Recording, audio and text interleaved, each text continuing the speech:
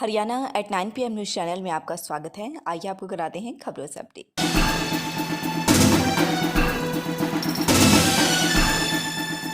नारायण आश्रम का इतिहास। एक समय में दो जगह होते थे विराजमान, नंगे पांव घूमते हुए भी कभी छू न सका पांव को कीचड़। आज हम आपको नारायण आश्रम सिसाना के इतिहास के बारे में जागरूक करेंगे और बताएंगे इस आश्रम के महत्व के बारे में और ब्रह्म प्रकाश जी नारायण महाराज से जुड़ी विशेष किस्सों को।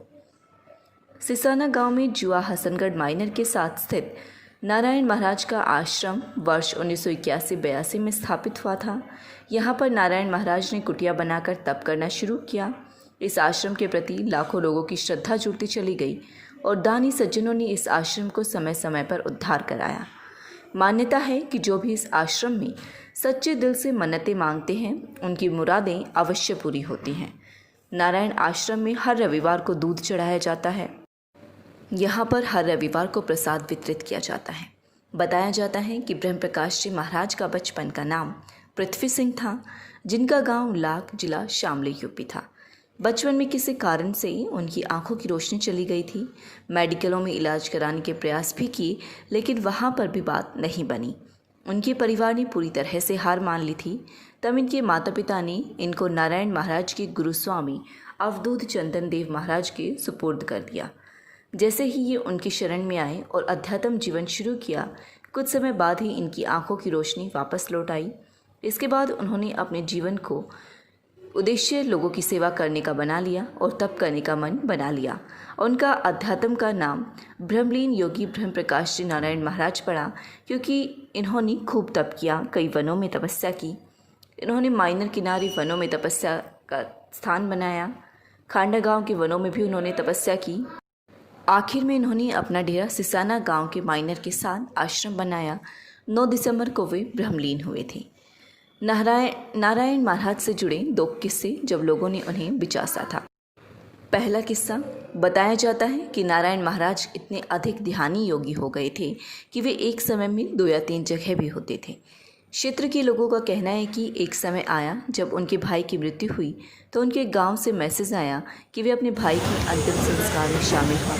इस बात को कुछ अन्य लोग भी सुन रहे थे। उन्होंने सोचा कि नारायण महाराज को देखते हैं कि दोनों जगह कैसे होंगी। उनमें से एक दल महाराज के गांव चले गए, जहां पर उन्होंने देखा कि नारायण महाराज वहां अपने भाई की अंतिम क्रिया में शामिल थे।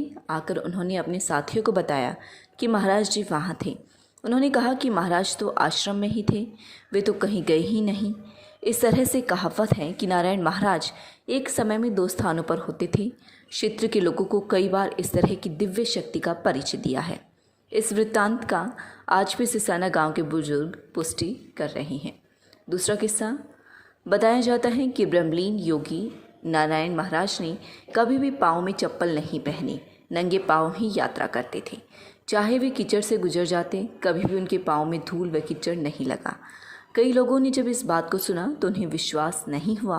उन्होंने ब्रह्म प्रकाश नारायण महाराज को बिचासा और जिस रास्ते से नारायण महाराज रोजाना गुजरते थे, एक दिन उन शरारती लोगों ने उस कीचड़ युक्त रास्ते में कीचड़ के नीचे कांटे डाल दिए। नारायण महाराज वहाँ से गुजर गए और उनके पाँव में ना तो कीचड़ लगा और ना ही कोई भी कांटा लगा। इसके बाद युवकों ने महाराज जी से माफ़ी मांगी। कहावत है कि दूसरे के मन में क्या चल रहा है ये महाराज जी खुद बता देते थे। ब्रह्म प्रकाश नारायण महाराज जी की विशेषता ही थी कि उन्होंने ज़िंदगी में कभी भी पैसे को टच नहीं किया, महिलाओं से कभी भी चरण स्पर्श नहीं करवाए, दूर से महिलाओं को आशीर्वाद दिया। जिसके कमर पर नारायण महाराज ने थपकी लगाई, उसका उद्धार होता चला गया। उन्होंने सिसाना गौशाला व भटगांव गौशाला से जोड़ा तो कि गौशालाओं का उद्धार हो सके। भक्ति के साथ साथ सामाजिक कार्यों में भी विशेष रुचि रखते थे। गौशाला, स्कूल, वृद्धाश्रम में भी सेवकों को जोड़ते थे। पूर्व प्रधान अनिल प्रकाश ने बताया कि ब्रह्मलीन योग नारायण महाराज ने खुद अपनी जीवनी में कई वृत्तांतों का जिक्र किया है। आइए बात करते हैं सेवकों से, उनका इस विषय में क्या कहना है। के पावन चरणों में कोटि कोटि दंडवत बंदगी। आप सभी को मेरी तरफ से ओम नमो नारायण। श्री नारायण आश्रम सिसाना एक ऐसे संत का आश्रम है जिन्होंने अपने जीवन में भक्ति को, सेवा को और कर्म को ही अपना सब कुछ माना है। सन 1982 में महाराज श्री ने श्री नारायण आश्रम शिषाणा आश्रम की स्थापना की और उन्होंने विशेष तौर से भक्ति पर बल दिया, सेवा पे बल दिया और अपने कर्म पर बल दिया। नारायण महाराज जी गौओं के बहुत बड़े सेवक थे। गौओं के प्रति उनकी बहुत बड़ी आस्था थी, जिसका उदाहरण हमारी गौशाला शिषाना और गौशाला भटगाम, दोनों ही गौशाला इसका उदाहरण है। महाराज जी ने अपने अधिक प्रयास से भक्तों के माध्यम से इन दोनों गौशालाओं का बहुत अच्छे तरीके से संचालन करवाया।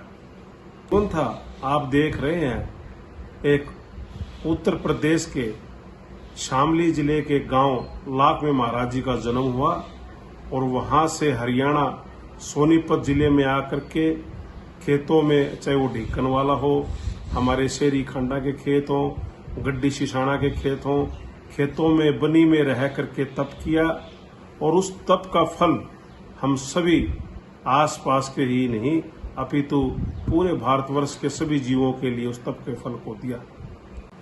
और महाराज जी की 2-3 बातें और याद आती हैं कि उन्होंने अपने जीवन में, आपने देखा होगा कि उन्होंने जीवन में कभी चप्पल नहीं पहनी, कभी जूते नहीं पहने, वे हमेशा नंगे पैर रहते थे। लेकिन कहते हैं कि भगत का और जगत का बैर भी रहता है, तो लोगों ने उनकी परीक्षा लेने के लिए कभी उनके रास्ते में कांटे बिछा दिए, कभी कीचड़ में कंकर शीशे पीस करके डाल दिए, लेकिन महाराज जी उन सभी बाधाओं से दूर होते चले गए। और मैं बड़े विश्वास और के साथ एक बात कहना चाहता हूं, बड़ी जिम्मेदारी के साथ ये बात कहना चाहता हूं कि आज तक किसी भी शख्स ने उनके पैरों में मिट्टी की धूल लगी हुई नहीं गई। इतने साफ उनके चरण रहते थे, वो नूर झलकता था उन चरणों में।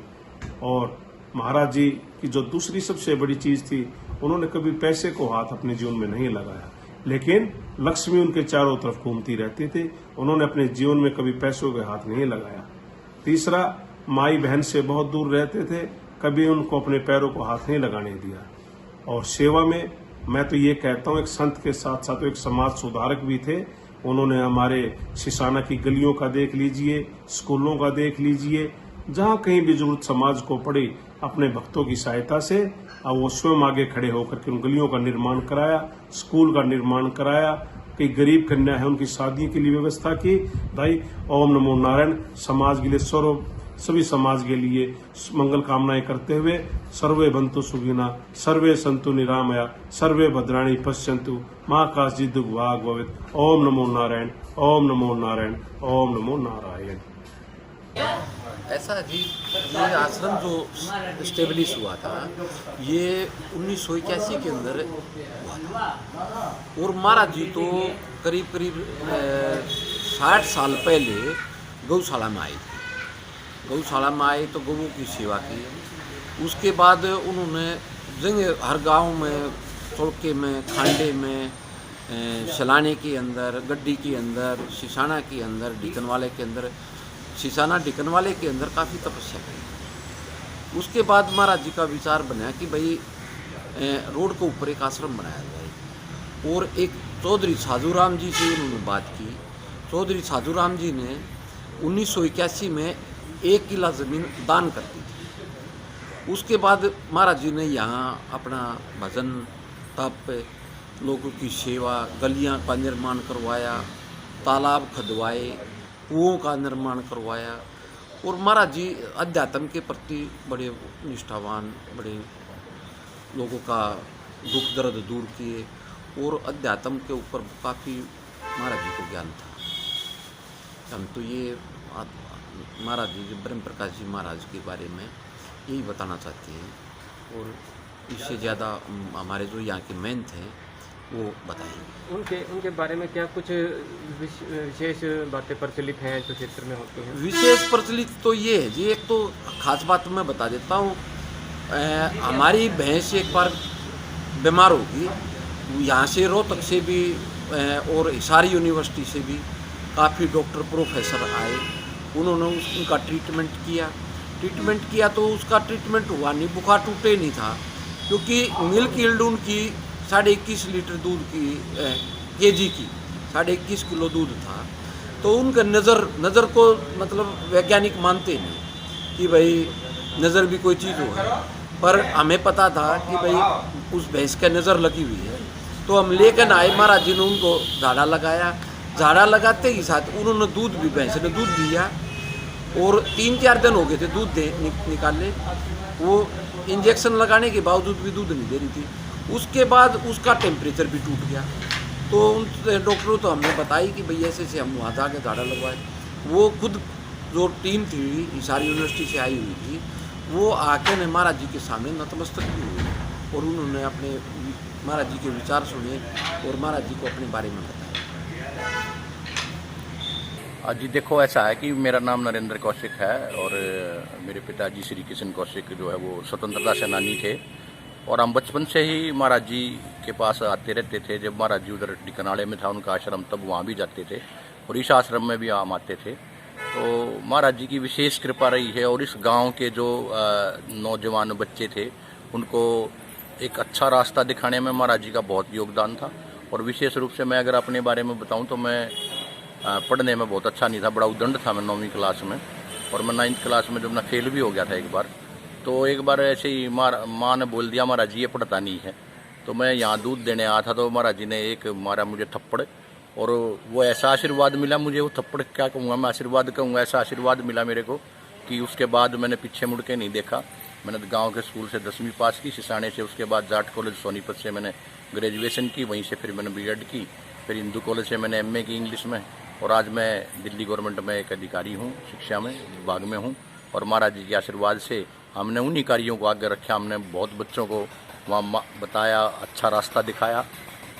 महाराज जी का लोग इसको एक चमत्कार समझते, लेकिन एक सच्चे रूप में अगर कहें तो एक भगवान का अवतार थे वो, एक परमात्मा थी वो, परमात्मा जिसको बोलते हैं ना कि श्रेष्ठ आत्मा थी। वो जानते थे किस आदमी के मन में क्या है, वो अच्छे को बुरे को उनको पता था कि ये किस भावना से आया है। तो भावना बड़ी चीज़ थी। दूसरा, महाराज जी ने हमारे गांव सिसाना में, अब तो मुझे काफ़ी साल हो गए दिल्ली में रहते हुए, लेकिन जब हम छोटे थे खेलते थे तो कोई बच्चा कंचे नहीं खेल पाता था।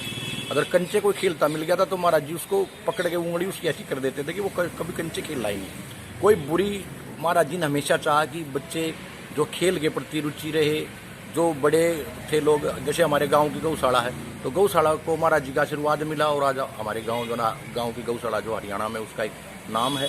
और यहाँ बहुत बड़े बड़े नाम हैं, जो परमवीर चक्र हमारे मेजर होशियार सिंह थे, बहुत खिलाड़ी दिए गाँव ने जो अंतर्राष्ट्रीय स्तर पर खिलाड़ी रहे, जिसमें महावीर दैया, राजेंद्र कौशिक, मेहर सिंह और हमारे होशियार सिंह। तो ये सब महाराज जी की बड़ी कृपा रही है। और मैं खुद दिल्ली में रहता हूँ, हम आज भी महाराज, हम जब आते हैं यहाँ पर तो हमें ऐसा लगता है कि जैसे महाराज जी यहीं कहीं घूम रहे हैं। तो हमारा ये आशीर्वाद जो है महाराज जी को मिलता रहे और इस गांव पर ही नहीं, हमारे हरियाणा प्रदेश पर भी महाराज जी का आशीर्वाद बना रहे और हमारा गांव, हमारा जिला जो है खूब तरक्की करे। महाराज जी का आशीर्वाद बना रहे। आपका बहुत बहुत धन्यवाद। Thank you. आश्रम में देखिए, गीता जी में भगवान श्री कृष्ण ने कहा है, वासुदेवः सर्वमिति स महात्मा सुदुर्लभः, अर्थात जो सभी प्राणियों में, कण कण में, पत्ते पत्ते में ईश्वर को ही देखता है, एक ही आत्मा को देखता है, एक ही परम तत्व को देखता है, ऐसा महापुरुष इस पृथ्वी पर अति दुर्लभ है। ये गीता में भगवान श्री कृष्ण ने कहा। तो ऐसे ही दुर्लभ महात्माओं में एक थे ब्रह्मलीन योगीराज स्वामी ब्रह्म प्रकाश जी महाराज, जिन्होंने अपनी तपस्या से इस भूमि को सिंचित किया और आगे आने वाली पीढ़ी के लिए परम सत्य को कैसे प्राप्त किया जाए, उस परम तत्व को कैसे जाना जाए, परम महात्मा को कैसे उपलब्ध हुआ जाए, उसका एक मार्ग प्रशस्त किया और सभी का मार्गदर्शन किया। आज भी कोई जिज्ञासु है जो ईश्वर को जानना चाहता है, सत्य को जानना चाहता है, तो वो यहाँ पर आकर के महाराज जी की कृपा से उस सत्य के मार्ग पर बढ़ जाता है। और जो अर्थार्थी है, अर्थात अर्थ की, धन की इच्छा रखता है, वो भी यहाँ पर आकर के भाव और श्रद्धा के साथ शीश झुकाता है। तो जैसे सुदामा जी भगवान श्री कृष्ण के पास द्वारिका में गए और उनके धन धान्य के भंडार को भगवान ने भरा, वैसे ही यहाँ पर जब कोई सुदामा के तरह दीनहीन होकर के आता है तो उसके भी अन्न के भंडार महाराज जी भरते हैं। और कोई आर्त है किसी घटना से, परिवार से या किसी अन्य पीड़ा से सामाजिक वो ग्रस्त है, तो अपनी परिवार की लाज बचाने के लिए, अपनी लाज बचाने के लिए वो आर्त होकर के यहाँ पर आता है। तो जैसे भगवान ने द्रौपदी की लाज बचाई थी, वैसे ही महाराज जी आज भी उनकी लाज बचाते हैं। और इस प्रकार इन्हीं कारणों से यहाँ आसपास के सभी भक्त लोग बड़ी संख्या में यहाँ पर आकर के उस दुर्लभ योगी की कृपा का, उसके यहाँ पर प्रत्यक्ष उपस्थिति का अनुभव करके और सत्य की तरफ बढ़ते हैं, अपने दुखों को दूर करते हैं। लगातार खबरों से अपडेट रहने के लिए देखते रहिए हरियाणा@9 PM न्यूज़ चैनल। नमस्कार।